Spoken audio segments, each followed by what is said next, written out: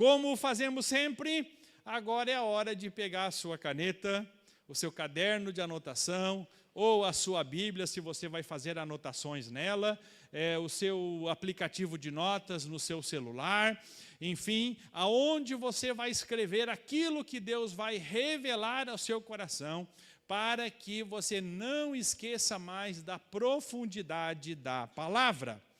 O livro de Gênesis, capítulo 4, versículo 17, ele fala sobre a geração de Caim. Então, nós vamos ver um contraponto entre o capítulo 4 e o capítulo 5.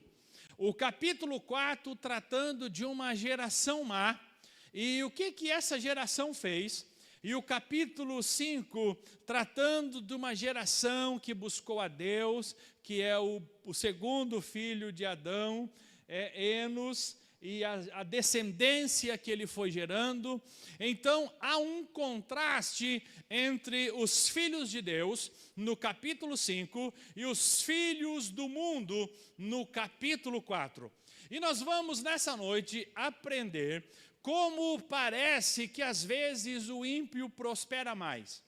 Como parece, às vezes, que o ímpio prospera mais rápido. Parece até que o ímpio ele tem uma corrida longa.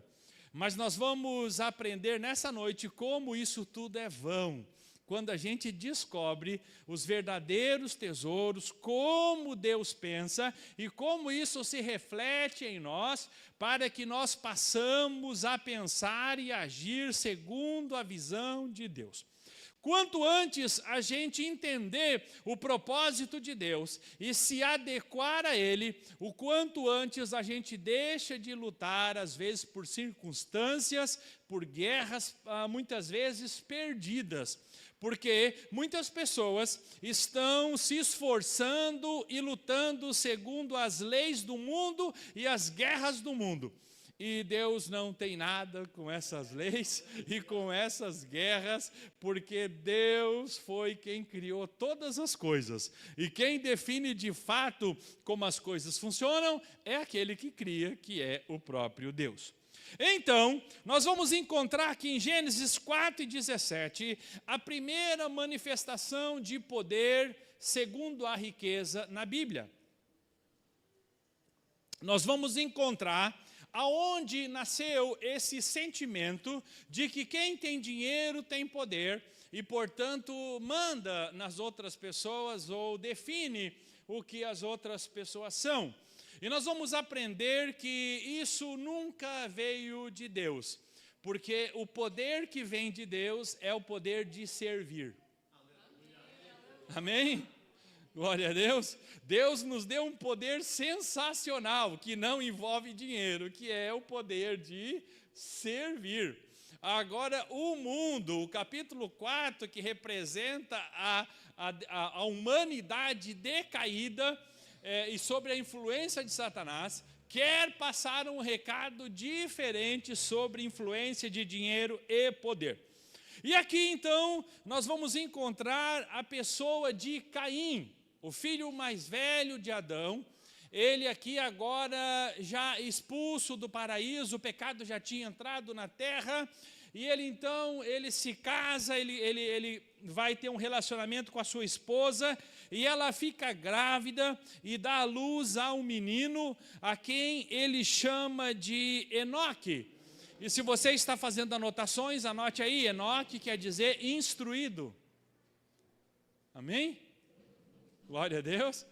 Então, a impressão que nós temos já pela escolha do nome, pastor Valdir, é que aquela descendência maligna, aquela descendência caída, aquela descendência que iniciou a sua conquista de poder, e era um poder religioso que estava sendo disputado,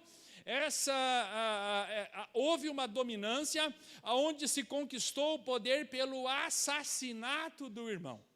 Não se mediu esforços para se chegar na fonte do poder, e essa é a geração de Caim.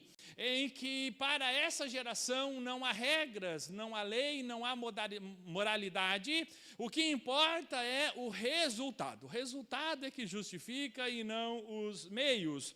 Então, dessa geração nasce o primeiro menino e chamam esse menino de instruído, como se ele fosse instruído por Deus, mas na verdade ele estava sendo instruído por alguém perverso, maligno, instruído no sistema mundano. Alguns anos depois, evangelista Celi, vai nascer um outro Enoque. Amém? Esse agora sim, está lá no capítulo 5, lá nos filhos de Deus. Vai nascer um outro Enoque, aquele que alguém vai chamar ele de instruído.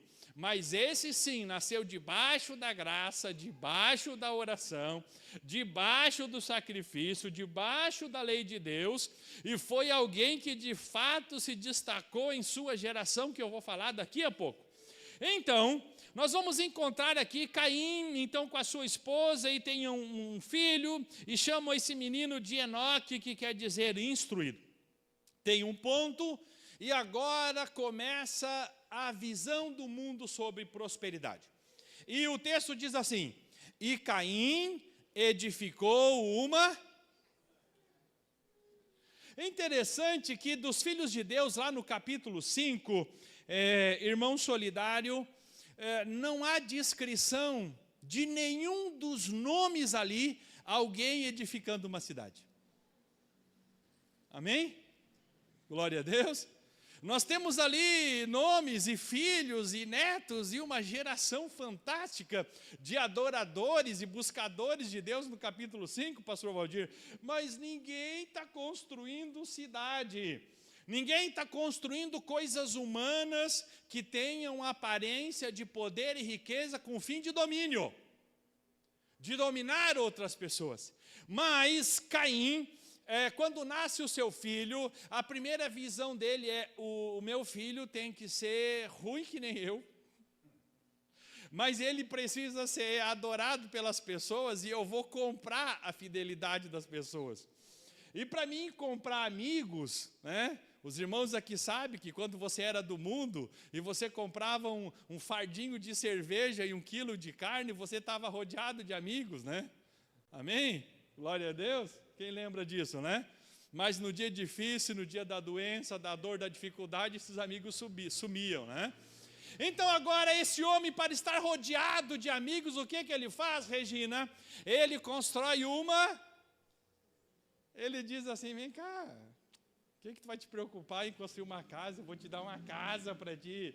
O que tu quer? Eu quero que tu fique aqui, né? Eu quero que tu me ajude. Eu quero que tu goste de mim. Eu pretendo gerar uma descendência. Eu quero fazer um império. Eu quero ter nome e eu quero dominar. Mas para isso eu preciso de pessoas que pensem que nem eu, que esteja comigo. Então como é que eu vou subornar essas pessoas para estar perto de mim? Eu vou construir algo que todo mundo quer. Todo mundo quer uma casa. Quem não quer uma casa para morar? Agora imagine que agora Caim está dando isso de graça para as pessoas, está dando infraestrutura, está permitindo que as pessoas vivam em sociedade, claro, segundo as leis deles, que são terríveis, mas está permitindo. Então agora, Caim está dando uma lição que o mundo inteiro aprendeu e usa até hoje.